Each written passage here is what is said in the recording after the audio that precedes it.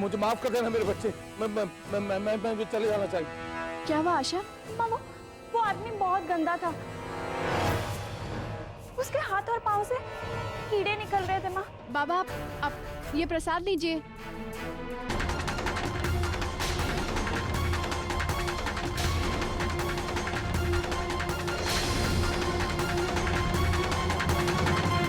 नारायण नारायण।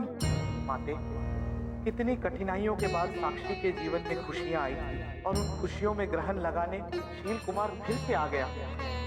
माते, आपने उस दुष्ट को घर में प्रवेश करने कैसे दिया? मुनिवर, शील ने घर में प्रवेश करके एक बहुत बड़ी भूल की है। उसे लग रहा है कि वो साक्षी से आमने सामने का युद्ध करेगा, किंतु वो भूल रहा है कि साक्षी के घर में स्वयं मेरा वास है और शील को अपनी इस भूल का ज्ञान शीघ्र होगा। माता की जय हो।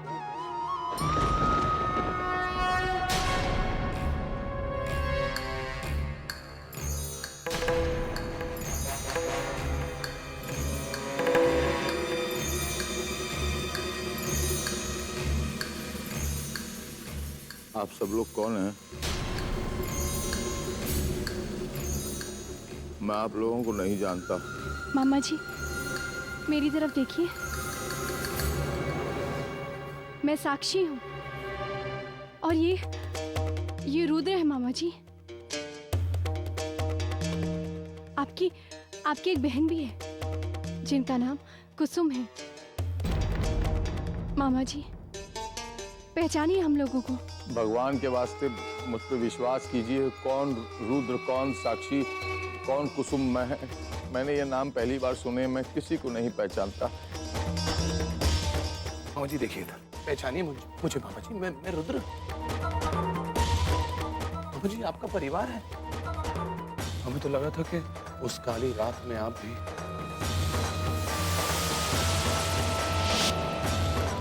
देखिए ना मामा जी, मैंने आपसे कहा ना, भगवान का वास्ता मुझे छोड़ दीजिए। भगवान आपका भला करेगा। मैं आप लोगों को वाकई नहीं जानता। मुझे छोड़ दीजिए, मुझे जाने दीजिए, मुझे जाने दीजिए।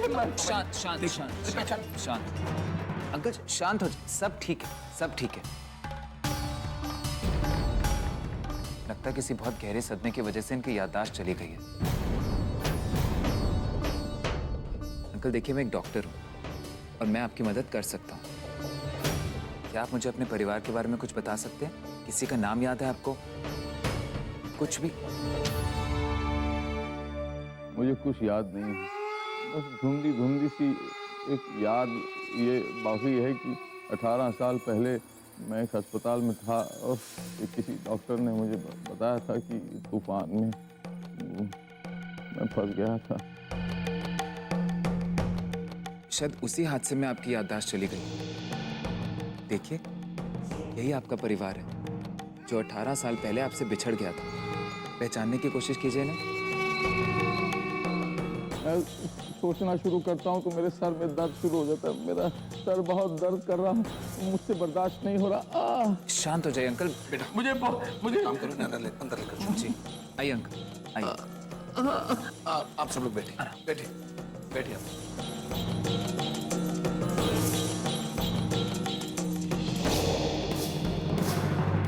ये देखिए आप हैं, ये मैं हूँ, हमारा पूरा परिवार है भैया। भैया आप पहचानिए।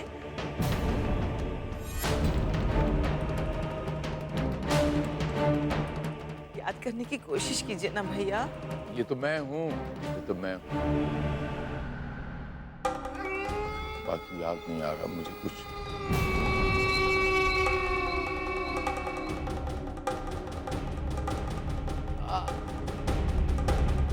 मेरा सर फट रहा है, ये दर्द सहन नहीं हो रहा। मुझे समझ में नहीं आता मैं क्या करूं। फट जाएगा मेरा सर, मुझे ऐसा लगता है। शांत हो जाइए। उस सर बर्दाश्त नहीं हो रहा। तो सब ठीक है, सब ठीक है। इन्हें आराम की सख्त जरूरत है और ऐसे सवाल पूछकर इनकी हालत और खराब हो सकती है। अर्जुन, इन्हें हम लोग हॉस्पिटल में एडमिट करवा दें? क्या पता वहाँ पर इनकी हालत में कुछ सुधार हो जाए। इसकी कोई जरूरत नहीं है। यहाँ सबके बीच रहेंगे तो शायद सबको जल्दी पहचान जाए। और मैं कल ही अपने न्यूरो सर्जन से बात कर लूंगा। After doing the case study तो देखते हैं क्या होता है। आप इन्हें अंदर ले जाइए, इन्हें आराम की सख्त जरूरत है। मैं कहीं नहीं जाऊंगा, मैं यहाँ नहीं रह सकता। मैं तो यहाँ किसी को पहचानता भी नहीं। मामा जी आप बैठिए, आप बैठिए, बैठिए मामा जी, आराम से बैठिए। मामा जी ये घर आप ही का है और हम सब लोग आपके अपने हैं मामा जी।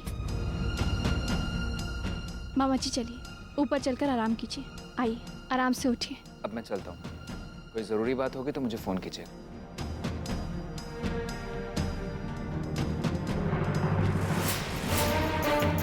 शिव कुमार,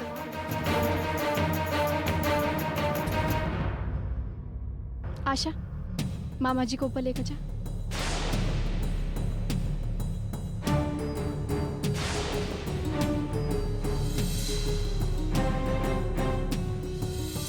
ये आदमी तो सच में बहुत गंदा है।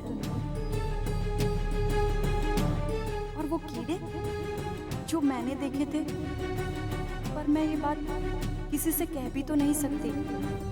आशा बेटा सोच क्या रही है, ऊपर ले जा।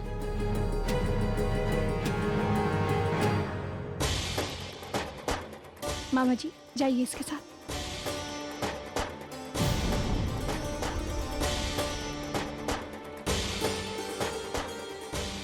चलो मेरे बच्चे, मुझे जल्दी से मुझे कमरे तक ले चलो मेरे बच्चे।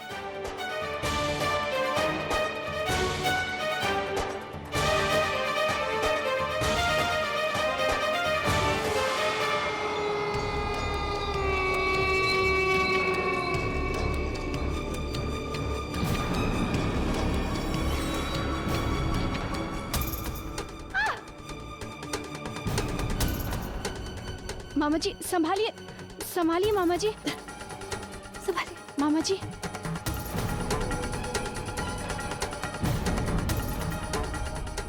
ये क्या कर रही हो आशा? बेटा आराम से, मामा जी बहुत कमजोर है। बेटा उनको आराम से ऊपर लेके जाओ, सहारा देकर उनके कमरे तक। तो एक काम कर, तो दूसरा काम देख ले।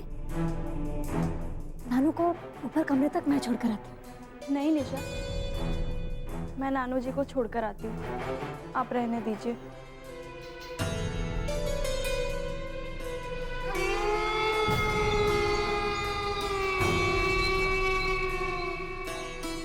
आराम से चलिए, आराम से मामा जी।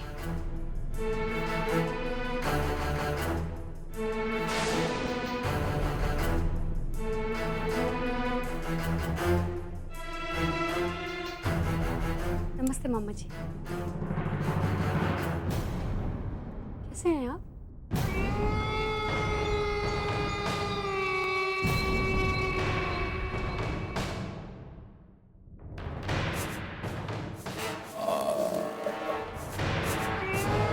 मेरे बच्चे, मुझ पर एक मेहरबानी कर दो, मुझे जल्द से जल्द मेरे कमरे तक पहुंचा दो।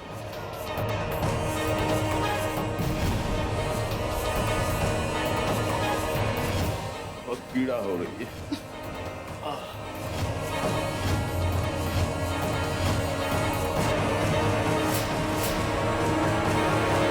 हाँ जी। हाँ बेटा। ये उत्तम मामा सबको ऐसे क्यों देख रहे हैं, जैसे किसी को पहचानते ना? उत्तम भाई की याददाश्त जा चुकी है, वो हम में से किसी को भी पहचान नहीं पा रहे हैं। अचानक वो हमें गरीबों के बीच खाना खाते हुए मिल गए हैं। एक एक करके घर में सब लौट आए हैं। काश तुम्हारे बाबूजी और मेरा बेटा विष्णु भी वापस आते।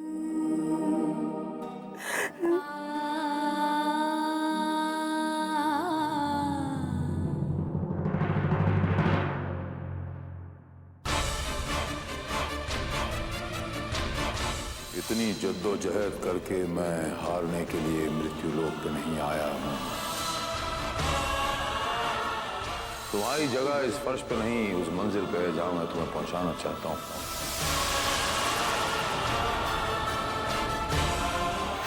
तुम्हारी यादें, तुम्हारा शरीर, तुम्हारा मस्तिष्क, तुम्हारी आत्मा, तुम्हारा दिल, इन सब पर अगर किसी का अधिकार है तो वो सिर्फ प्रभु, तुम्हारे प्रभु शील कुमार जी का है न माया। मैं आपको इतनी आसानी से छोड़ने वाला नहीं हूं। फिलहाल आपको मेरा एक काम कर रहा है, कुछ तैयारियां करनी है। विष्णु के आने वाली नई पत्नी के स्वागत की तैयारी, दुर्गा को खत्म करने वाली वो चुड़ैल रक्ता के आगमन की तैयारी।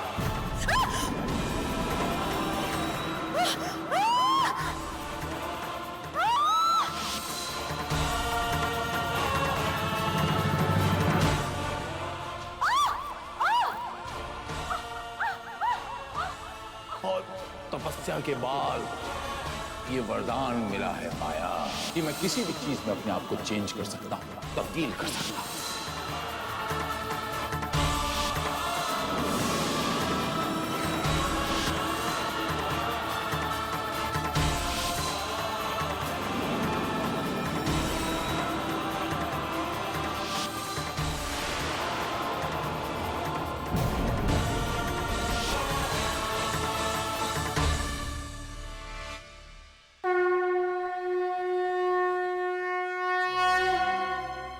माँ, इस घर की जो खुशियां वापस लौटी हैं, उसमें ग्रहण लगाने के लिए शील कुमार वापस आ गया। पिछली बार भी वो इस घर को बर्बाद कर चुका है माँ, और इस बार भी वो किसी ऐसे मकसद से यहाँ आया है। मैं जानती हूँ माँ कि वो याददाश्त खो जाने का सिर्फ ढोंग कर रहा है। माँ, पिछली बार मैंने उसका साथ देकर बहुत बड़ी गलती की थी, और उसी गलती का पश्चाताप करने के लिए मैं इस बार उसका असली चेहरा सबके सामने लाकर रहूंगी। निशा, इधर आ। ये ले प्रसाद। मैं देख रही हूँ कि तू कब से सबको प्रसाद बांट रही है, और प्रसाद बांटने में तू इतनी मगन हो गई कि खुद तो प्रसाद खाना ही भूल गई। हाँ माँ, काम के चक्कर में मैं भी भूल गई कि मैंने आज प्रसाद ही नहीं लिया। नहीं, ये ले।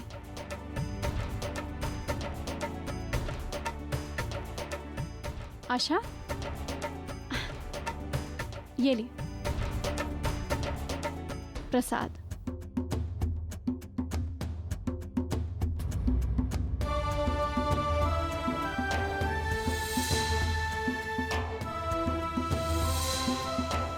मैं प्रसाद खाऊं या नहीं?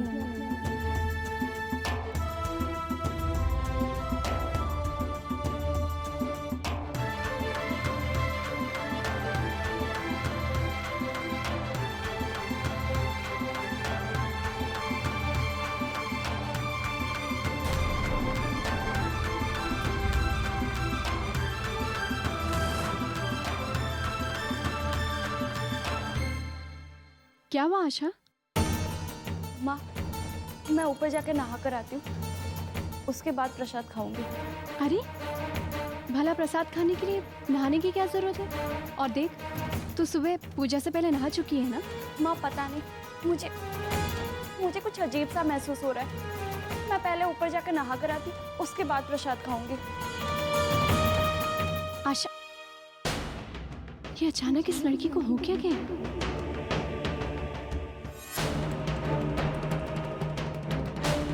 माँ, मैं जानती हूँ कि आप क्या सोच रही हैं। यही ना कि आशा यूं अचानक प्रसाद छोड़कर क्यों चली गई। मैं जानती हूँ माँ कि आशा ने इस घर में काफी साल बिताए हैं और काफी कुछ सहा है उसने, लेकिन आज तक उसने कभी भी गरीबों के साथ समय नहीं बिताया। और फिर उत्तम नानू की तबीयत भी तो खराब है ना, और शायद उनकी ये हालत देखकर वो बेचारी आशा घबरा गई हो।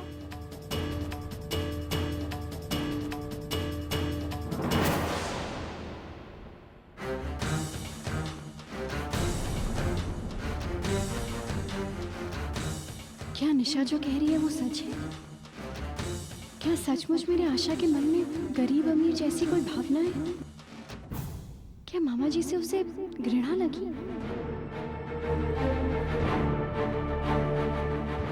नहीं, आशा ऐसा नहीं सोच सकती है। मैं जानती हूँ कि उसका मन बहुत साफ है और उसके दिल में कभी किसी के प्रति ऐसी भावना आ ही नहीं सकती।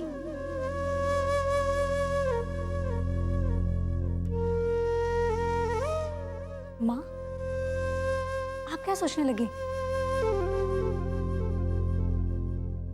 नहीं बेटा, ऐसी कोई बात नहीं है। मैं मेरी आशा को अच्छी तरह से जानती हूँ। मैं मानती हूँ कि उसने कभी भी गरीबों के साथ समय नहीं बिताया है, मगर निशा, जिन मुश्किलों से तुम गुजरी हो ना, उन्हीं मुश्किलों से हमारा जीवन भी बीता है। इसलिए मैं जानती हूँ कि वो कभी ऐसा सोच ही नहीं सकती है। उसके मन में कभी ऐसी बात आ ही नहीं सकती। कर लो जितनी चाहे तारीफ अपनी इस प्यारी सी बेटी की, क्योंकि अब ये सब कुछ ज्यादा दिन नहीं चलेगा। बहुत जल्द तुम खुद उसे गलत कहोगे।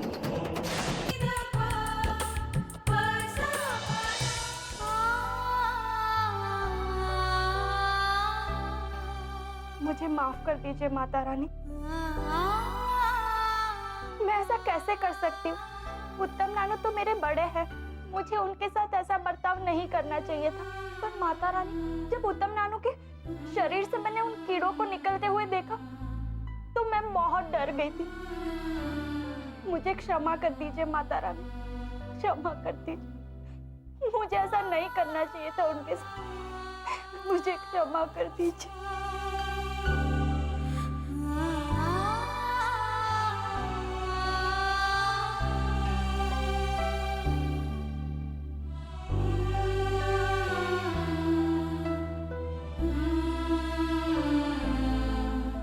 आशा, क्या हुआ? तू रो क्यों रही है? क्या मैं बड़ी माँ को वो उत्तम नानू वाली बात बता दूं या नहीं? आशा, क्या सोच रही है तू? मैं तेरी बड़ी माँ हूं ना, तो फिर मुझे नहीं बताएगी? बड़ी माँ, आज जो मैंने उत्तम नानू के साथ बर्ताव किया उसके लिए मैं बहुत शर्मिंदा हूँ। बर्ताव? आशा, मुझे खुल के बताना बेटा, क्या हुआ? बड़ी माँ, जब मैं प्रसाद देने के लिए उत्तम नानू के पास गई तो मैंने देखा कि उनके हाथ और पैर से बहुत सारे कीड़े निकल रहे थे। उसके बाद जब मैं उनको उनके कमरे तक छोड़ने गई तो उनके हाथ से और कीड़े निकलने लगे। मैं बहुत डर गई बड़ी माँ, और मैंने अपना हाथ हटा लिया। बड़ी माँ, मैंने ये सब कुछ जानबूझकर नहीं किया। मैं तो ये बात किसी को बता भी नहीं सकती, क्योंकि किसी ने ये सब कुछ नहीं देखा और मेरा कोई भी विश्वास नहीं करेगा। मुझे ऐसा नहीं करना चाहिए था बड़ी माँ। तो शील कुमार ने अपना काला जादू दिखाना शुरू कर दिया है। अब ये और न जाने क्या क्या करने वाला है इस घर में। आशा को भी नहीं बता सकती कि जो उसने देखा वो सब कुछ सही था। कुछ समझ भी तो नहीं पाएगी वो। लेकिन मैं आशा को शील का निशाना नहीं बनने लगी। क्या आपने भी वो कीड़े देखे? कीड़े तो बहुत छोटी चीज है। शील कुमार क्या क्या कर सकता है, क्या बताऊं? बड़ी माँ, आप क्या कह रही है? मुझे कुछ समझ में नहीं आ रहा है। बताइए ना कि मैं क्या करूं। माँ भी मुझसे बहुत नाराज है। आशा, सुन मेरी बात, सब कुछ भूल जा। अरे हो सकता है जो तूने देखा हो वो तेरा एक वहम हो। सुन, परेशान मत हो, साक्षी से मैं बात करूंगी। मैं तेरी बड़ी माँ हूं ना। और हाँ, जिस काम से आई थी वही भूल गई। नीचे निशा तुझे बुला रही है। वो कुछ गरीब बच्चे आए हैं ना, तू जा, वो तेरा इंतजार कर रही है।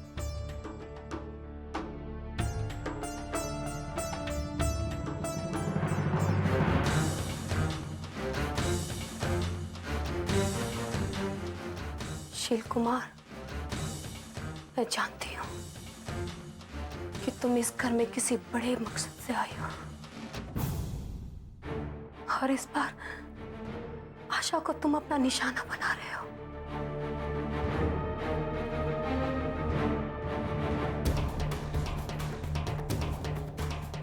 सबसे पहले निशा को कानूनी तौर से मेरी बहन बनाए और फिर उसको इस प्रॉपर्टी की हकदार बना दिया जाए।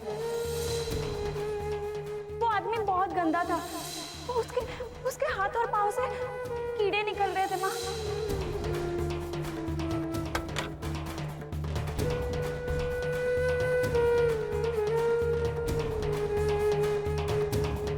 साक्षी,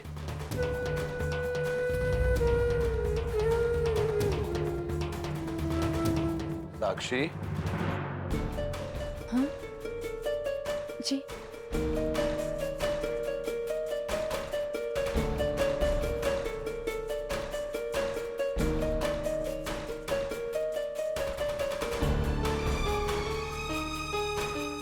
क्या हुआ साक्षी? किस बारे में सोच रही हो? अरे बताओ तो, हुआ क्या? बली जी, मैं आशा के बारे में सोच रही थी। आशा के बारे में? क्या? बली जी, पता नहीं क्यों कुछ दिनों से आशा का बर्ताव कुछ बदल सा गया है। जो बात मुझे उससे उम्मीद नहीं है कि वो ऐसा कर सकती है, वो आजकल ऐसा ही कुछ कर रही है। मैं कुछ समझा नहीं। ऐसा क्या देखा या क्या महसूस किया तुमने? बली जी, आपको वो उस दिन वसीयत वाली बात याद है? और कल उसने दान करने से मना कर दिया। और बली जी, उत्तम मामा के प्रति उसका बर्ताव कुछ अजीब ही है। यहाँ तक कि उनकी देखभाल करने के लिए वो घबरा रही है। न जाने मेरी बच्ची को किसकी नजर लग गई। देखो साक्षी, तुम्हारी चिंता की वजह मैं समझ सकता हूँ, पर जरा एक मिनट के लिए आशा की तरफ से सोच के तो देखो। साक्षी, वो बच्ची इतने साल, अपनी सारी उम्र तुम्हारे साथ अकेले रही, फिर यूं अचानक मेरा आ जाना, बाकी परिवार वालों का मिलना, सबका इकट्ठा होना, बदलाव तो होगा ही ना। तुम बिल्कुल फिक्र मत करो, सब समय का खेल है। उसको थोड़ा वक्त दो, वो अपने आप संभल जाएगी। और अगर तुम्हें लगता है कि वो कोई गलती कर रही है तो उसे प्यार से समझाओ, वो जरूर तुम्हारी बात मानेगी।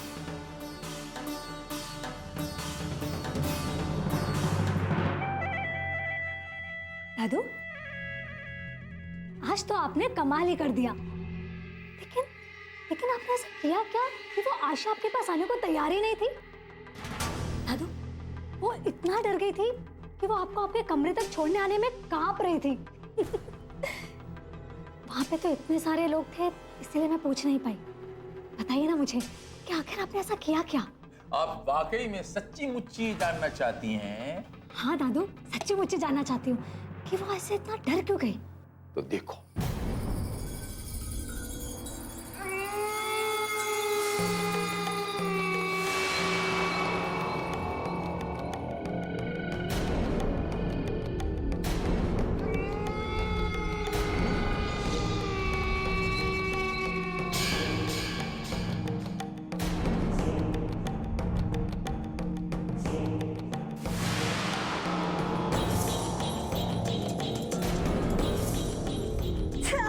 दादू प्लीज हटाइए उन्हें। आप भी डर गई ना? सच्ची मुच्ची ऐसे ही आशा डर गई थी। अच्छा, तो ये बात है दादू, तो आशा आपके पास आने के लिए इतना डर रही थी। इन्हीं कीड़ों ने आज आशा को मुझसे दूर रखा निशा बच्चे, और आइंदा भी आशा मेरे नजदीक आने से हिचकिचाएगी, 10 बार सोचेगी, और जितना ही वो मुझसे दूर रहने की कोशिश करेगी उतना ही वो साक्षी की नजरों से गिरती चली जाएगी।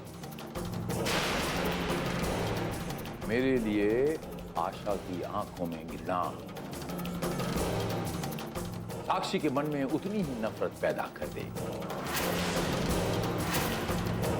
और ठीक इसी तरह आप साक्षी के मन में आशा के प्रति जहर घोलते रहना। नफरत करते हैं। बस अब वो दिन दूर नहीं निशा बच्चे, जब हम अपने लक्ष्य तक पहुंच जाएंगे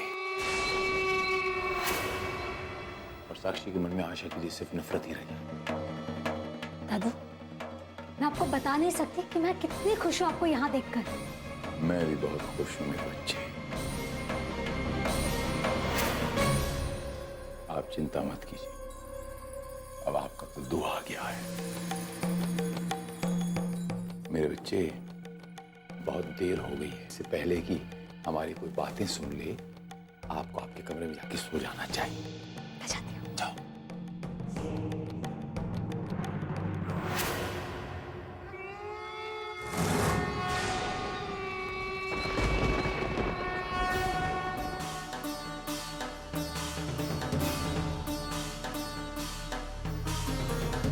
वो आदमी बहुत गंदा था। उसके हाथ और पाँव से कीड़े निकल रहे थे माँ। मैं ऊपर जाके नहा कर आती हूँ, उसके बाद प्रसाद खाऊंगी। और अगर तुम्हें लगता है कि वो कोई गलती कर रही है, उसे प्यार से समझाओ, वो जरूर तुम्हारी बात मानेगी। मैडम, ये पैकेट अर्जुन साहब ने आपके लिए भेजा है।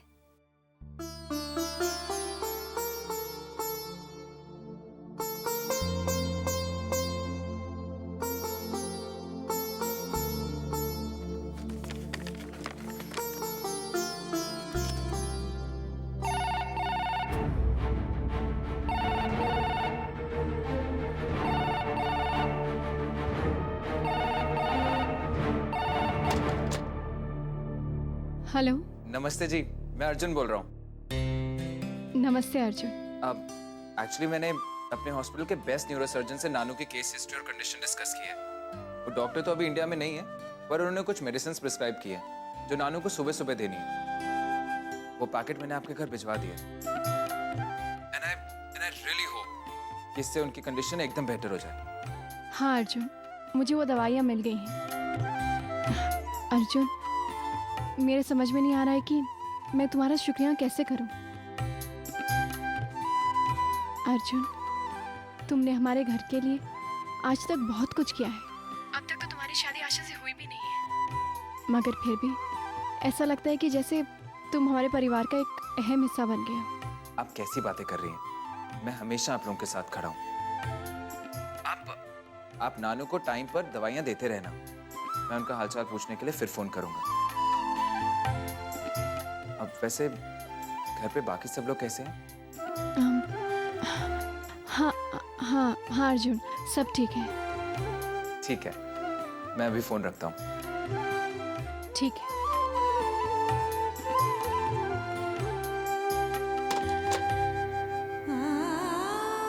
अब मैं तुम्हें कैसे बताऊं बेटा कि यहाँ क्या चल रहा है। पता नहीं तुम समझ भी पाओगे या नहीं।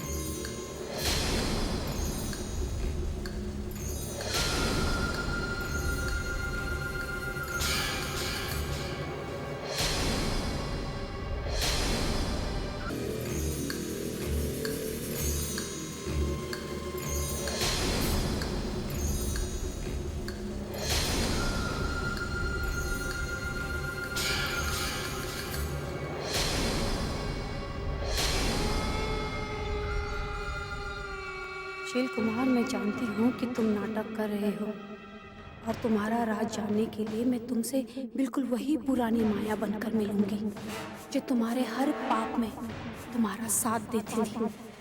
तुम मुझसे अपना असली चेहरा छिपा नहीं पाओगे और तुम्हारा मकसद जानते ही मैं तुम्हारा असली चेहरा सब घर वालों के सामने दिखा दूंगी।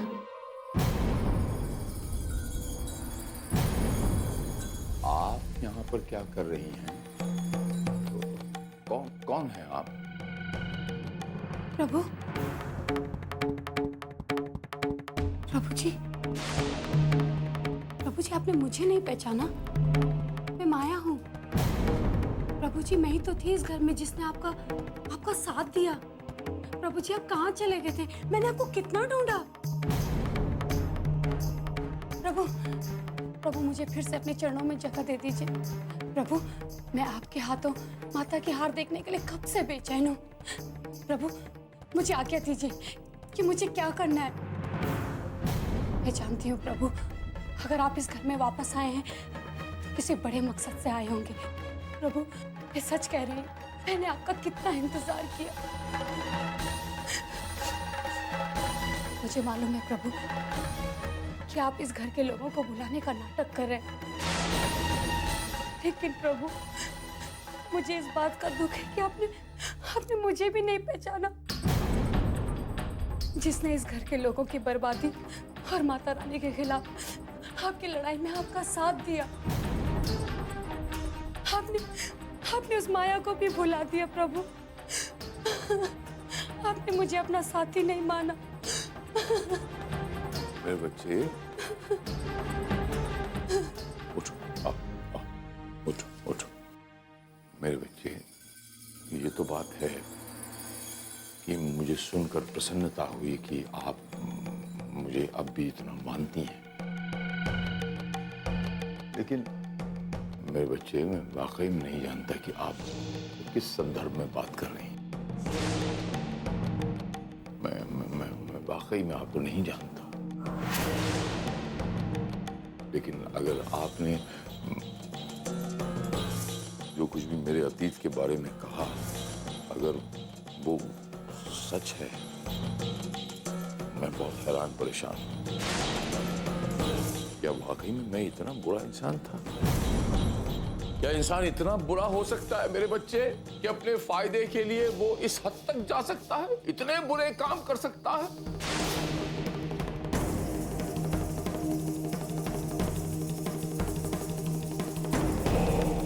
कितनी गलत बात है, कितनी गलत बात है ये सब कुछ मैंने किया है। तो जो कुछ भी मेरे साथ हुआ वो ठीक ही है मेरे बच्चे। माता रानी ने मुझे मेरे सारे कर्मों की सजा दे दी। देखो मेरे बच्चे, अगर मेरी याददाश्त वापस आ भी गई, मैं माता रानी के चरणों में प्रायश्चित के तौर पे अपने प्राणों के बलिदान दूं। माँ, मुझे ये सब सुनने से पहले उठा क्यों नहीं लिया? जब मैं कुछ याद करने की कोशिश करता हूँ मेरे बच्चे, मेरा सर दर्द से फटने लग जाता है। मुझे समझ में नहीं आता मैं क्या करूं। मेरे बच्चे, मैं एक बात चाहता हूँ, मैं आपके सामने हाथ जोड़ता हूँ। मुझे कुछ देर के लिए अकेला एकांत।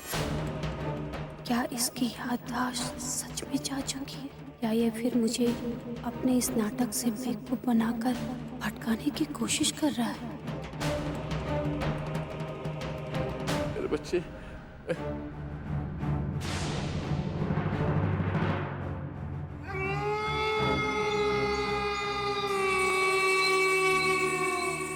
मुझे बहला फुसला कर कुछ राज उगलवाने आई थी। शील कुमार से राज उगलवाने आई थी। इतने साल शील कुमार के साथ रही, पहचान नहीं पाई कि शील कुमार को वश में करना इतना आसान नहीं है। मुझे कुछ लोगों के साथ मेरी लड़ाई नहीं है, मेरी डायरेक्ट उनके साथ 1-to-1 लड़ाई है। चरणों में दासी बन के रहना चाहती, कोई बात नहीं, आपकी ये छवि पूरी कर दूंगा। शतरंज की बिसात बिछ चुकी है, उम्मीद करता हूं इस बार भी बड़ा मोहरा बन के उभरेंगी आप, और जीत यकीनन शील कुमार की होगी। शील कुमार विजयी भव, शील कुमार विजयी भव।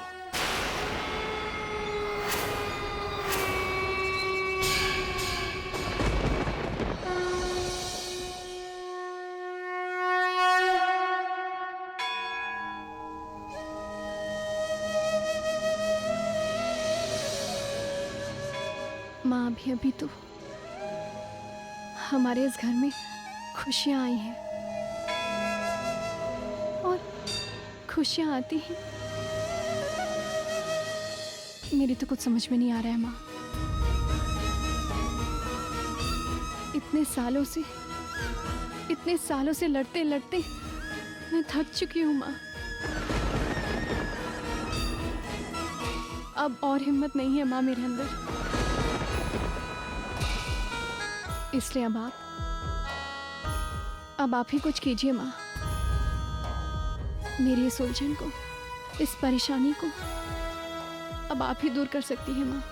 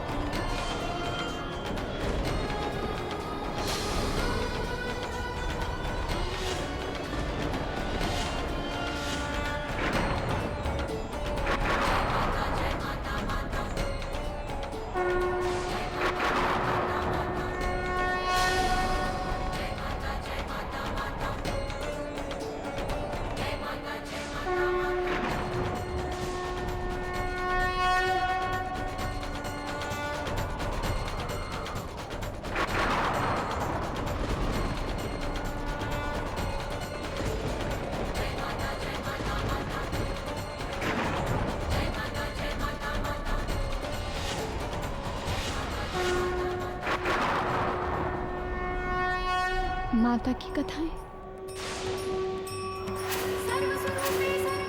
जीवन के हर दुख का समाधान।